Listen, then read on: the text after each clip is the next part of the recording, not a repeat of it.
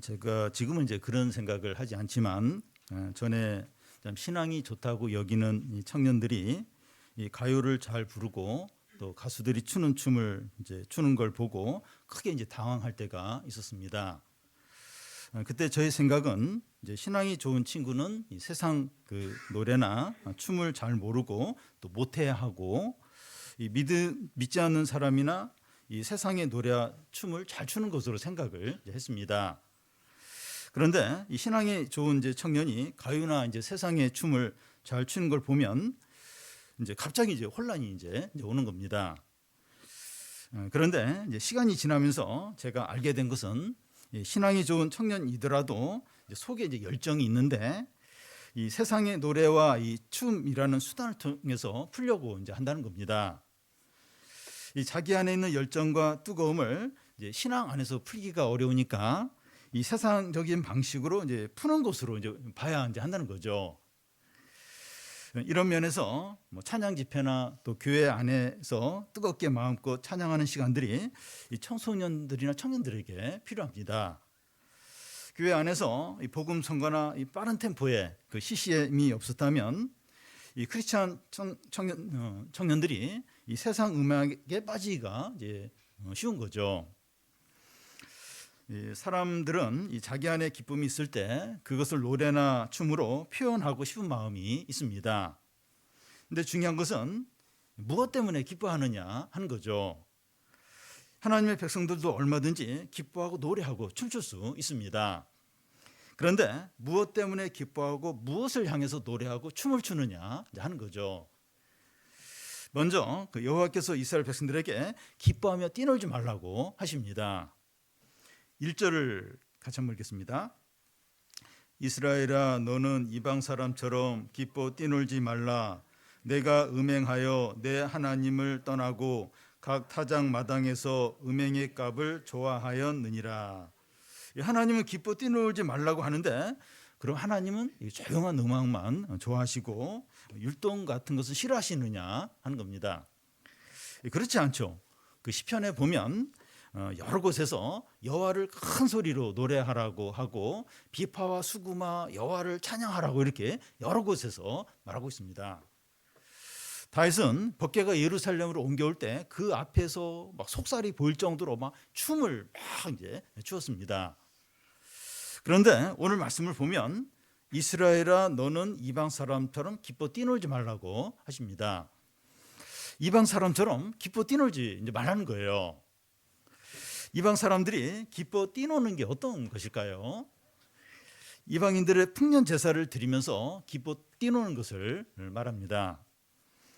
추수를 다 한 후에 그 가나안 주민들이 다 모여서 바알에게 제사를 드리고 나서 함께 마시고 먹은 후에 노래하며 춤을 추고 성관계를 갖는 것을 말합니다. 이방 사람들이 춤을 추고 뛰노는 것은 바알이 자기들에게 풍년을 주었으므로 감사하고 기뻐하는 겁니다. 그래서 여기서 기뻐하고 뛰노는 것은 단지 오락으로 이 즐거움으로 하는 것이 아니라 종교적인 행사로 이제 하고 있는 거예요. 하나님이 이스라엘 백성들에게 문제를 삼는 것은 그 이방인처럼 단지 노래하고 춤을 췄다 이런 것이 아니라 그들의 종교에 따라서 기뻐하고 춤췄기 때문입니다. 이것이 그들에게 어떤 의미가 있는가 하면 내가 음행으로 내 하나님을 떠났다는 거예요. 지금 이스라엘 백성들은 하나님을 떠나서 바알을 사랑하고 의지하는 겁니다. 그들이 이렇게 하는 이유가 무엇입니까? 이 각 타작 마당에서 음행의 값을 좋아하기 때문이라는 겁니다. 모든 타작 마당에서 수확한 많은 이제 곡식들과 또 이 포도들과 과일들을 기뻐하기 때문이라는 거예요. 그런데 이 많은 수확물들은 이 많은 수확물들을 음행의 값이라고 부릅니다. 왜 음행의 값이라고 부르는가 하면 이스라엘 백성들이 이 바알을 의지하고 경배했고 바알이 이런 것을 이렇게 주었다 이렇게 믿었기 때문이에요. 지금 이스라엘 백성들이 기뻐하고 뛰노는 이유는 많은 수확물들 때문입니다. 하나님의 백성이 단지 많은 수확물 때문에 이제 기뻐하고 뛴다면 이방인과 다를 바가 없습니다. 그러니까 이 하나님의 백성이 많은 수확물 때문에 단지 어떤 그거 이유 때문에 막 좋아하고 뛴다면 이방인들과 이제 다를 바가 이제 없는 겁니다.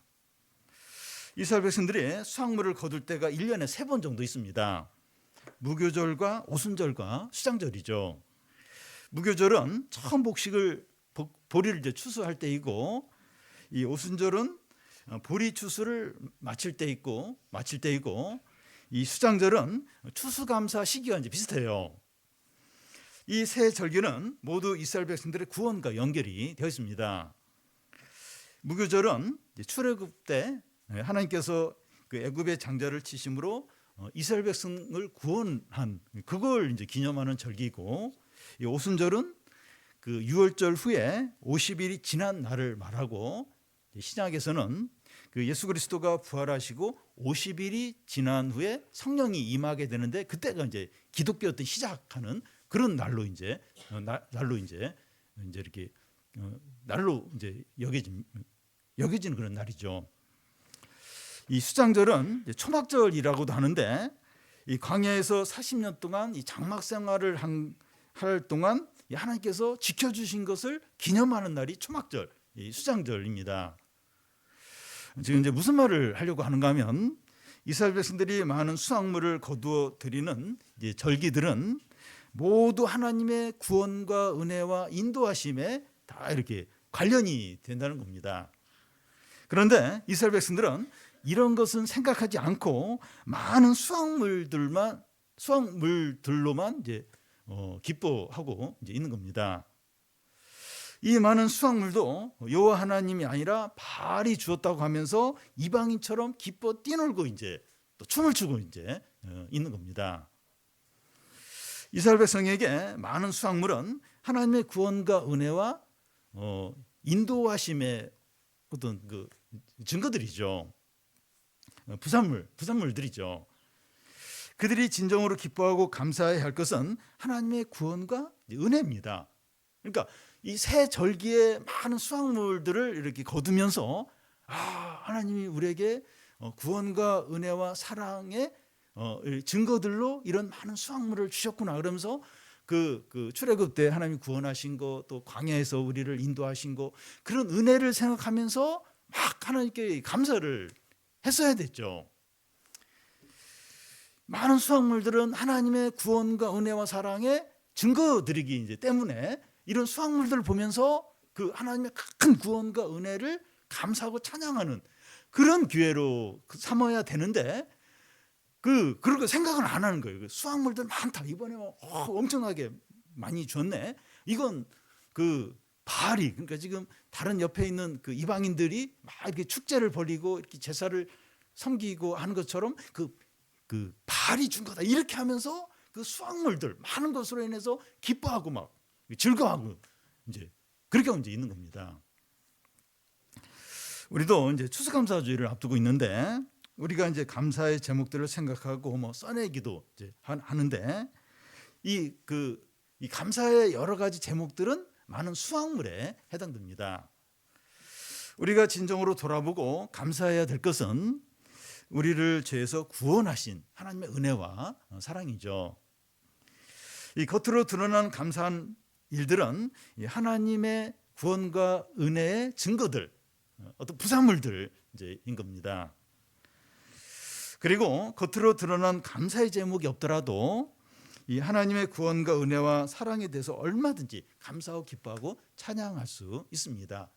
이게 비교가 될 수 있어요. 누구는 한 해 동안 감사의 제목들이 5가지 막 또 큰 것들 막 있는데, 이렇게 우리 가정은 보니까 감사할 게 없어요. 그리고 막 힘든 일들만 있고, 그렇다 할지라도 이 하나님의 구원과 은혜 또 사랑에 대해서 얼마든지 감사하고 찬양할 수 있습니다.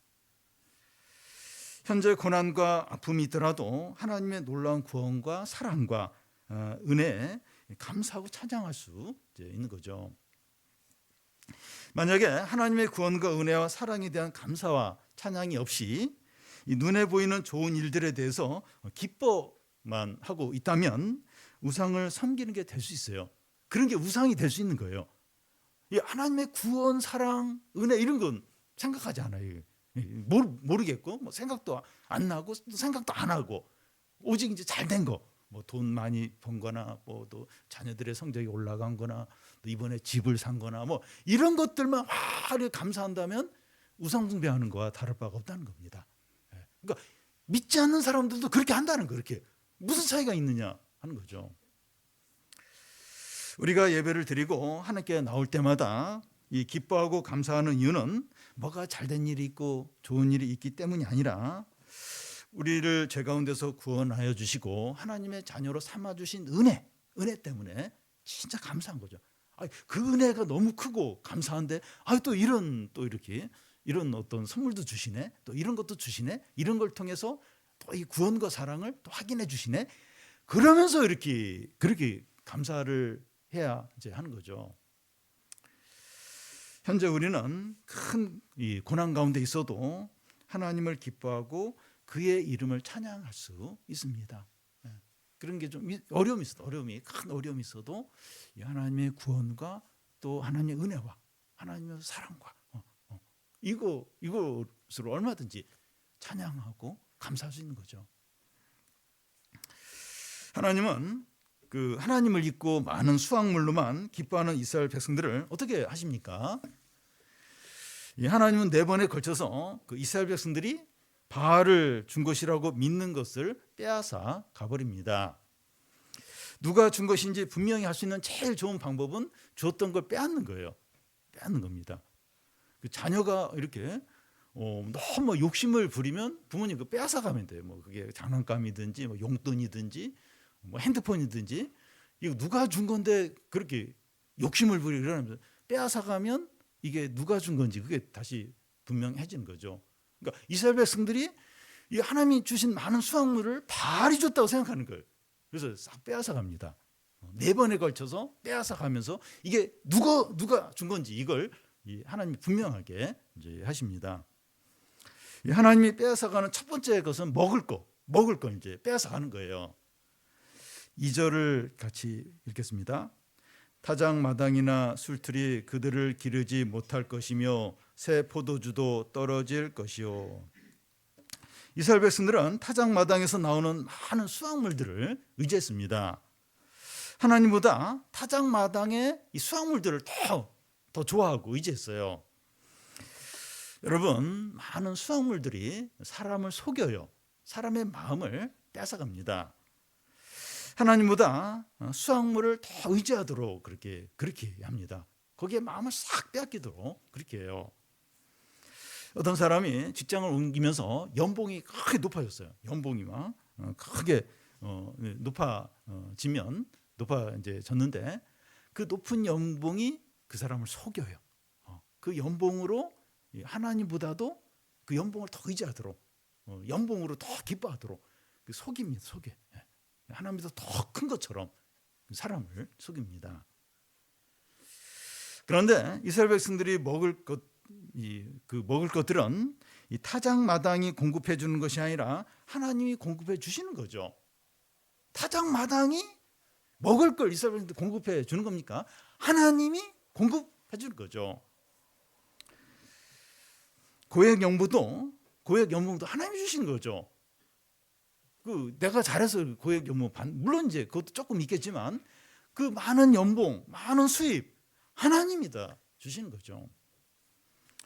그런데 계속해서 하나님보다 고액연봉을 의지하면 하나님이 어느 날 고액연봉이 크게 깎이게 해요. 깎이게 하셔서 하나님이 주신 것이라는 것을 보여줍니다. 그때서 깨달아요. 이게 하나님이 주신 거고 내가 참 이거 가지고 막 교만하고 또 그걸 의지했더니 하나님이 다 그걸 이렇게 원상태로 그걸 만드시는구나. 그렇게 하지 못하도록 하나님이 나에게 이렇게 하시는구나. 그제서야 그걸 이제 인정을 하고 이제 깨닫게 되죠. 여러분, 하나님이 어느 때 경제적으로나 집 문제에서 또 건강으로 또 직장에서 가정에서 안정을 주실 때가 있습니다. 어떤 편안함, 만족을 주실 때가 있습니다. 그러면 하나님을 더 의지하고 믿음으로 살아야 되는데 그렇게 해야 되죠. 안주하는 거예요. 만족하고 영적으로 게을러지기가 쉽습니다. 왜냐하면 편하니까, 어려움이 없으니까 자꾸 게을러지는 거예요. 자꾸 이렇게 거기에 만족을 하기가 쉬운 겁니다. 그럴 때 하나님께서 어려움을 주셔서 안정을 가져가 버리심으로 이렇게 하나님을 경외하도록, 언제나 이렇게 편안할 때도 이렇게 하나님을 경외하도록 그렇게 이제 하십니다. 그래서 하나님께서 선물들과 안정을 주셨을 때 하나님을 더 의식하고 더 믿음으로 살도록 해야 됩니다. 당연히 그렇게 해야 되죠. 근데 이게 안 돼. 이게 안 돼. 이게 참 이렇게 너무나 쉽게 교만해지고 너무나 쉽게 만족하고 너무나 쉽게 게을러지고 이게 안 됩니다. 이게 안 돼요. 선물에 속지 않아야 돼요. 부산물에 속지 않아요. 눈에 보이는 것에 속지 않아야 됩니다. 좋은 것에 속지 않아야 돼요. 그게 마음을 다 빼앗기지 않아야 됩니다. 선물을 주신 분보다 선물을 더 크게 여기지 않도록 해야 됩니다. 이 부산물들보다 이 부산물을 주신 분, 이 부산물을 주신 분보다 더 크게 여기지 않도록 해야 됩니다. 근데 그러기가 너무나 쉬워요. 너무나 쉬워요. 눈에 보이는 거 거기에 마음을 빼앗기가 너무나 쉬워요. 그렇게 하지 않도록 그렇게 하지 않도록. 왜냐하면 하는 거 가져가세요. 내가 이거 좋은 걸 줬더니 너는 나보다 이걸 더 좋아하네. 그러면서 이렇게 그러면 안 되겠다 해서 가져가 버리세요. 그래서 그런 일이 일어나지 않도록 이렇게 거기에 마음을 빼앗기지 않도록 그래야 됩니다. 하나님이 빼앗아가는 두 번째는 땅입니다. 땅. 3절을 같이 한번 읽겠습니다. 그들은 여호와의 땅에 거주하지 못하며 에브라임은 애굽으로 다시 가고 아술에서 더러운 것을 먹을 것이니라. 여호와의 땅은 이제 가나안을 말하는데 이 그들이 가나안 땅에 더 이상 거주하지 못한다는 겁니다. 대신에 에브라임이 애굽으로 다시 가고 아술에서 더러운 것을 먹는다는 거예요. 이 애굽으로 다시 간다고 하는 것은 이 다른 나라의 포로로 끌려가서 종살이를 한다는 것이고, 이 아술에서 더러운 것을 먹는다고 하는 것은 아술에 끌려가서 종교적으로 부정한 것을 먹는 것을 말합니다. 하나님께서 이스라엘 백성이 가나안에 들어가기 전에 이제 말씀하신 그 신명기 말씀에 따라서 이렇게 하신 겁니다. 우리 이제 신명기 말씀을 보고 있는데 그 신명기 말씀에 이제 그 주된 게 뭔가 하면 이스라엘 백성이 가나안에 들어가서 하나님을 잘 섬기고 말씀대로 행하면 모든 복을 받아요. 나가도 복을 받고 들어와도 복을, 떡 그릇에도 복을 받고 모든 복을 받는데 그렇지만 이 우상을 섬기고 말씀에 불순종하면 모든 저주를 받는다는 거예요. 나가도 복을 들어와도 복을 집에서도 복이 아니라 저주. 그러니까 하나님 말씀을 이렇게 안 듣고 우상 숭배하면 나가도 저주, 들어가도 저주, 집에서도 저주, 떡 반죽 그릇에도 저주, 온갖 저주를 이제 받는다는 겁니다. 그 저주 중에 하나가 가나안 땅에서 쫓겨난다는 거예요. 너희가 하나님 말씀 불순종하고 우상 숭배하면 이 땅에서 가나안 땅에서 쫓겨난다. 이제 하는 겁니다. 하나님이 이스라엘 백성들을 가나안 땅에 들어가게 하신 이유가 무엇입니까? 하나님의 율법에 순종하고 제사장 나라가 되고 하나님의 영광을 나타내도록 하기 위해서입니다. 이스라엘 백성이 이 목적에 따라서 살고 이 하나님의 백성의 독특한 맛을 잃지 않으면 모든 축복을 받게 됩니다. 시내산에서 하나님과 이스라엘 백성이 언약을 맺은 내용도 그거죠. 이렇게 말씀 이렇게 잘 지키면 모든 복을 받는다. 그리고 신명기서의 내용이 그겁니다. 그 핵심이 바로 이런 내용이죠. 그런데 이스라엘 백성이 이 가나안을 주신 목적대로 살지 않고 하나님의 백성의 독특한 맛을 잃어버렸을 때 하나님은 그들을 가나안에서 떠서 이 다른 곳으로 버리시고 죄의 종으로 돌아가 비참한 생활을 하게 하시고 아술에서 더러운 것을 먹게 하는 겁니다. 이것이 이제 어떤 것인지 그 예레미야서에 나오는데 사람의 변으로 떡을 구워 먹게 한다는 내용이 나와요. 사람의 변을 가지고 떡을 구워 먹게. 참 비참하고 참 처참한 처참한 그런 것을 당하게 하시는 거예요. 다른 나라에 끌려가서 이런 비참하고 참 너무 이렇게 수치스러운, 부끄러운 참 이렇게 이런 삶을 살게 이제 하신다는 겁니다. 그러니까 우상 숭배하지 말고 말씀에 불순종하지 말라. 근데 그렇게 하면 이 가난에 쫓겨나서 다른 나라에 가서 종살이하고 이런 아주 비참한 삶을 이제 살게 이제 되는 겁니다. 그래서 우리는 항상 잊지 않아야 할 것은 우리를 부르신 목적이 무엇이고 그리스도인의 정체성을 잃어버리지 않는 겁니다. 사람들에게 무시당하고 또 오해받고 돈 손해보고 불이익을 당하는 게 낫습니다. 오히려 이런 걸 당하는 게 나아요. 훨씬 낫습니다. 만약 우리가 사람들을 두려워하거나 눈에 보이는 것들에 집착을 하거나 욕심과 쾌락에 따라서 살면 다시 죄의 종이 되고 비참하게 돼요. 비참하게 됩니다. 우리가 어느 위기 순간이나 어느 어려운 상황에서도 우리를 향한 하나님의 목적 그리고 정체성을 잃어버리지 마시기 바랍니다. 이걸 다 잃어버립니다. 욕먹고 손해보고 이런 게 나요. 여러분 예수님도 그런 대우를 받았고 바울도 그렇고 모든 믿음의 사람이 그 믿음 때문에 무시를 당하고 손해를 보고 그랬는데 나는 절대 손해보면 안 돼. 나는 절대 비난받으면 안 돼. 나는 항상 좋은 소리만 들어야 돼. 이러면 이제 그 하나님 백성의 독특한 맛을 잃어버리게 되는 거죠. 그리고 우리를 부르신 목적대로 못 사는 거예요. 이건 너무나 큰 것을 너무나. 다른 거 잃어버리더라도 우리를 부르신 목적 그리고 이 크리스천의 정체성 이건 끝까지 지키시기 바랍니다. 하나님이 빼앗아가는 세 번째는 예배를 빼앗아간다는 겁니다. 4절을 같이 읽겠습니다. 그들은 여호와께 포도주를 부어 드리지 못하며 여호와께서 기뻐하시는 바도 되지 못할 것이라. 그들의 재물은 애국하는 자의 떡과 같아서 그것을 먹는 자는 더러워지나니 그들의 떡은 자기들의 먹기에만 소용될 뿐이라 여호와의 집에 드릴 것이 아님이니라. 3절과 연결이 되는데 이스라엘 백성이 아수르의 포로로 잡혀가니까 그곳에서 전제를 드리지 못하는 겁니다. 전제가 이제 제사 중에 한 그 방식인데요. 여기 애국하는 자의 떡이라고 하는 것은 이 상을 당한 자, 이 장례를 당한 자를 말하는데 율법에 보면 그들이 먹는 음식이나 그들이 만지는 모든 것이 부정하다는 겁니다.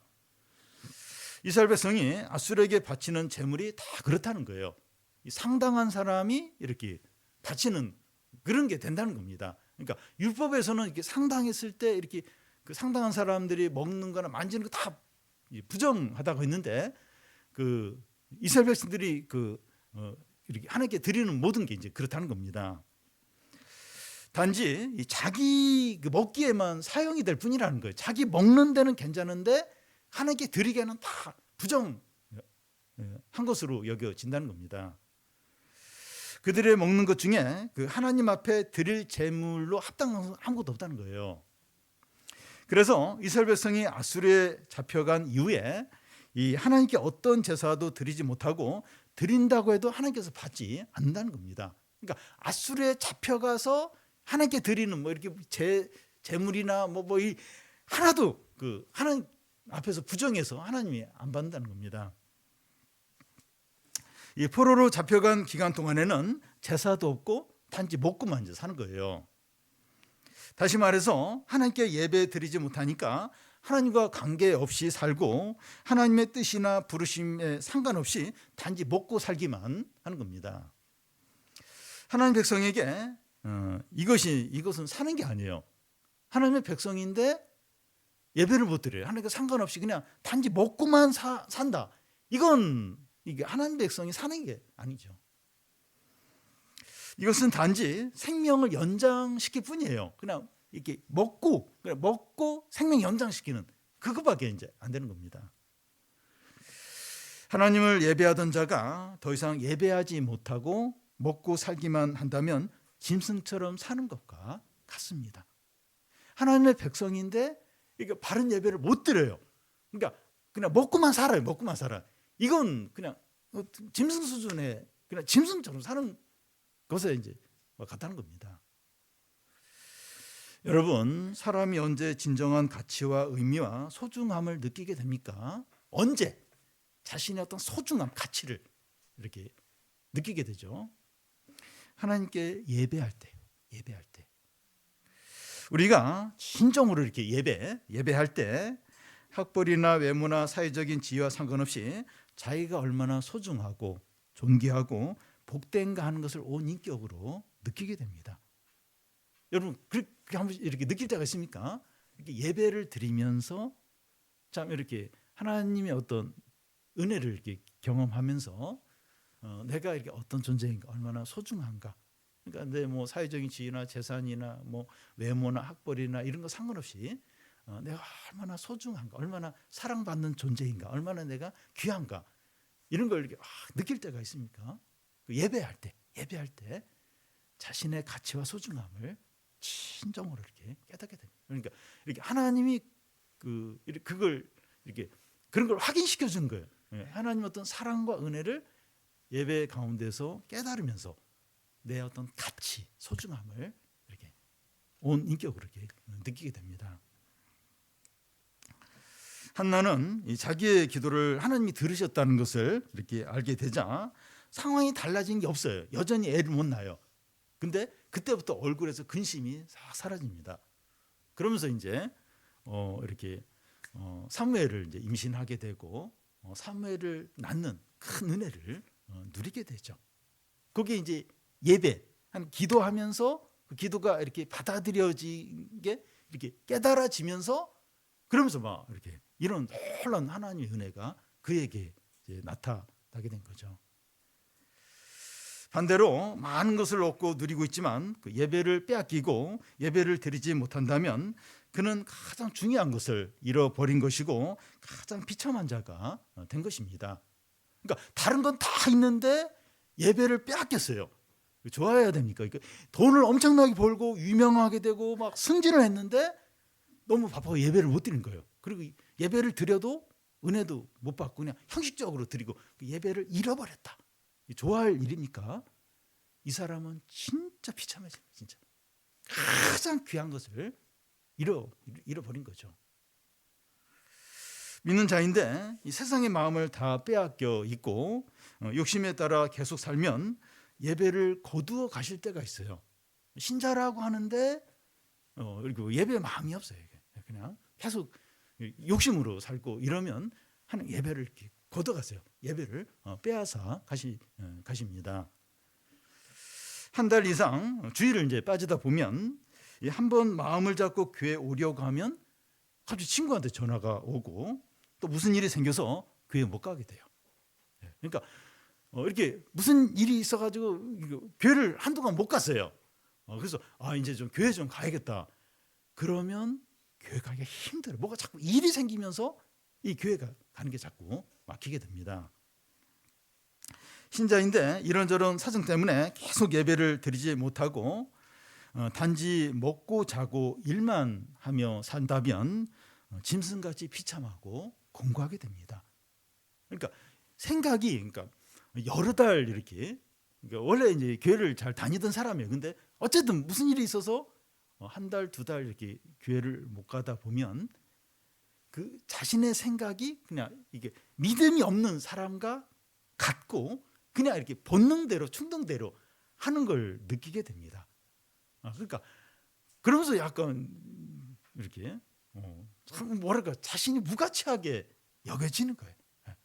그냥 먹고 자고 그냥 돈 벌고 또 즐기고 또 뭐 이런 그냥 삶의 어떤 반복적으로 이제 살게 되는 것뿐이죠.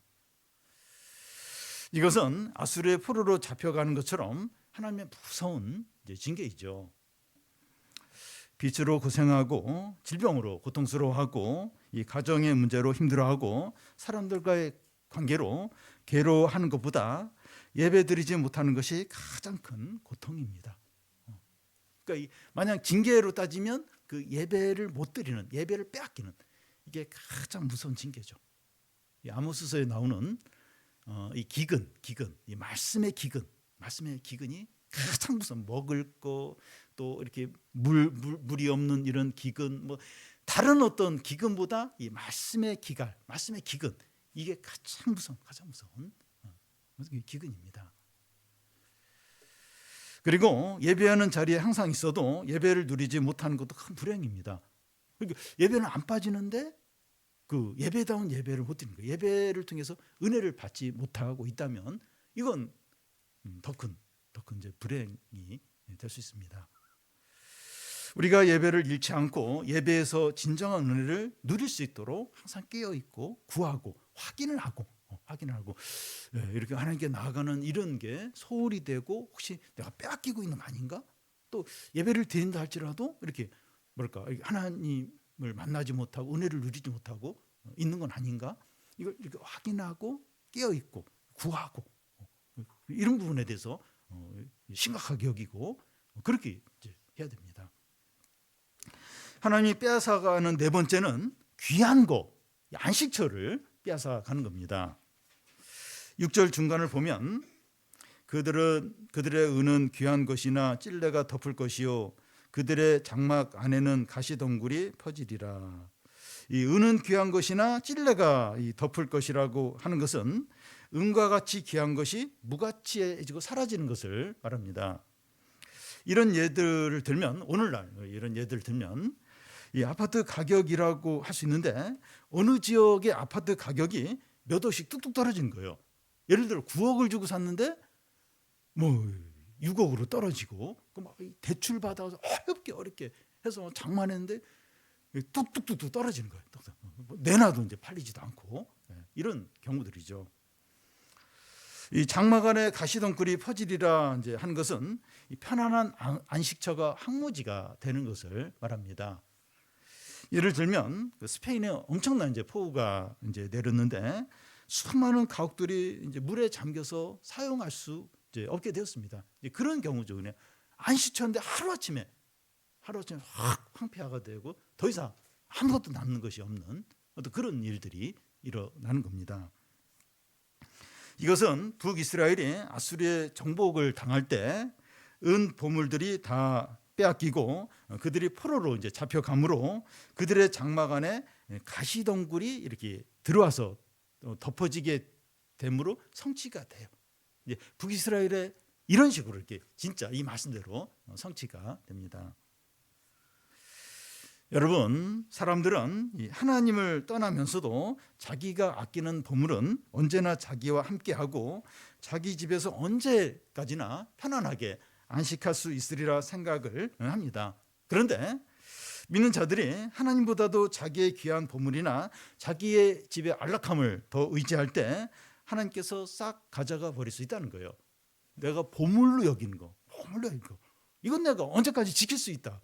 네, 그 보물, 그리고 내가 이렇게 편안하게 누리는 안식, 이것도 하나님 싹 가져가실 수 있다는 거예요. 하나님보다도 그런 걸 이렇게 더 의지할 때, 그러니까 하나님을 떠나면서도 하나님을 무시하면서도 내가 귀하게 여기는 것도 내 어떤 편안함, 이건 내가 지킬 수 있고 이건 언제까지나 있을 거다. 그렇게 생각을 해요. 하나님을 떠나면서도, 하나님을 무시하면서도, 하나님을 의지하지 않으면서도 얼마든지 이건 내가 누릴 수 있다 이렇게 생각을 하는데 안 그렇다는 거예요. 하나님은 얼마든지 그 귀하게 여기는 보물들 또 그 안식처들 가져가실 수 있다는 겁니다. 그래서 그 무엇보다도 이 하나님을 가장 귀한 보물로 또 하나님을 우리의 어떤 안식으로 삼아야 돼요. 그래야 이제 이 우리의 어떤 소중히 여기는 거나 우리의 어떤 안식처나 이런 게 유지가 되지, 하나님보다 이런 게 우선이 되면 하나님 그것도 가져가 버리는 거예요. 너는 나보다 이걸 더 우선적으로 여기는구나, 이걸 보물로 여기는구나, 여기서 안식과 어떤 평안과 기쁨을 누리는구나, 그러면서 이렇게 가져가서 하나님으로 안식처를 삼고 가장 귀한 보물로 삼게 하신다는 겁니다. 그래서 참 이런 부분들이 우리가 이제 이렇게 소홀히 할 수 있는 부분인데, 이게 하나님을 떠나는 거, 하나님보다 다른 걸 더 우선하는 거, 이게 얼마나 이렇게 하나님에게 민감한 부분인지 모릅니다. 그러니까 하나님은 질투하시는 하나님이라 하는데 이 하나님 관계가 항상 이렇게 밀착돼 있고 하나님은 제일 우선해야 되고 우리 마음이 하나님 향해야 되고 그렇게 돼야 돼요. 그래야 이제 우리의 삶이 평안하지. 여기에 틈이 생기면 하나님 질투하시는, 가만히 안 계세요. 하나님 이런 분입니다. 그러니까 우리를 사랑해서 그러시는 건데, 그래서 제일 첫 보물, 우리 안식은 하나님. 그렇게 이제 해야 됩니다. 마지막으로 하나님은 이스라엘 백성들에게 이제 알라 그러, 이걸 꼭 알아야 된다고, 이제 알라 이렇게 알으라고 이제 하십니다. 무엇을 알라는 겁니까? 7절을 같이 한번 읽겠습니다. 형벌이 날이 이르렀고 보응의 날이 온 것을 이스라엘이 알지라. 선지자가 어리석었고 신에 감동한 자가 미쳤나니 이는 내 제약이 많고 내 원한이 큼이라. 이스라엘 백성이 반드시 알아야 될 게 뭡니까? 이 두 가지인데, 형벌의 날이 임한다는 거, 또 하나는 선지자가 어리석고 신에 감동한 자가 미쳤다는 겁니다. 이 형벌의 날이란 그 앞에 말한 것처럼 하나님께서 빼앗을 날이 반드시 온다는 걸 이제 말하는데요. 이스라엘 백성이 이 사실을 알라는 거예요. 이 사실을. 그러니까 형벌의 날이 온다, 이것을 알라는 거예요. 이걸 알면 피할 수 있어요. 피할 수 있습니다. 이스라엘 백성이 알아야 될 다른 한 가지는 선지자가 어리석고 신에 감동된 자가 미쳤다는 겁니다. 여기서 선지자가 이 거짓 선지자냐 아니면 참 선지자냐 하는 어떤 그런 의문이 생길 수 있는데, 원문에 보면 선지자 앞에 그 정관사가 붙어 있어요. 그리고 여기 신의 감동된 자로 되었기 때문에 참 선지자로 봐야 합니다. 그러면 어떻게 선지자가 어리석을 수 있고 신에 감동된 자가 미칠 수 있느냐 하는 거죠. 그 이유가 7절 끝에 나와 있는데, 이는 내 제약이 많고 내 원한이 크기 때문이라는 겁니다. 선지자들이 어리석고 미친 것처럼 여겨지는 이유는 이스라엘의 제약이 많고 원한이 크기 때문이라는 겁니다. 무슨 말인가 하면, 선지자는 바르게 말씀을 전하지만 큰 제약 가운데 있는 백성들은 선지자를 어리석게 보고 미친 사람으로 본다는 거예요. 그러니까 선지자는 참 선지자예요. 바른 말씀을 전하는데 백성들의 죄악이 너무 큰 거예요. 너무 분노가 너무 많은 거예요. 그래서 이 선지자를 어리석게 보고 미친 것으로, 신에 감동된 자를 미친 사람처럼 그렇게 여긴다는 겁니다. 유다 백성들이 그 예레미야를 미친 사람으로 여겼고, 아방 때 미가야 선지자를 거짓 선지자로 취급했고, 호세아 선지자도 그렇게 지금 이스라엘 백성들이 여기고 있습니다. 참 선지자에게 어리석다 미쳤다고 취급하는 죄는 다른 어느 죄보다도 크고 중합니다. 하나님을 그렇게 미쳤다 그리고 또 거짓되다 이렇게 여기는 게 되기 때문이죠. 그러니까 선지자는 하나님 말씀을 전하는데 그 선지자를 어리석다 미쳤다 이렇게 하는 건 하나님을 미쳤다 이렇게 하나님 무시하는 게 이제 되는 거죠. 그래서 뭐 큰 죄가 돼요. 이게 이 선지자 하나님 말씀을 전하는 자를 미쳤다 어리석다 무시하고, 이게 너무나 큰 죄가 이제 됩니다. 아주 위험한 상태에 있는 것이고 형벌의 날이 가까운 거죠. 그러니까 백성들이 선지자를 이렇게 대하는 것은, 그러니까 형벌의 날이 가까운 거예요. 아주 하나님 심판이 아주 가까이 온 겁니다. 그러니까 어떤 도덕적인 윤리적인 죄보다도 훨씬 심각한 죄 가운데 있는 거죠. 오늘날도 이 바른 말씀을 전하는 사역자를 이렇게 이제 취급을 합니다.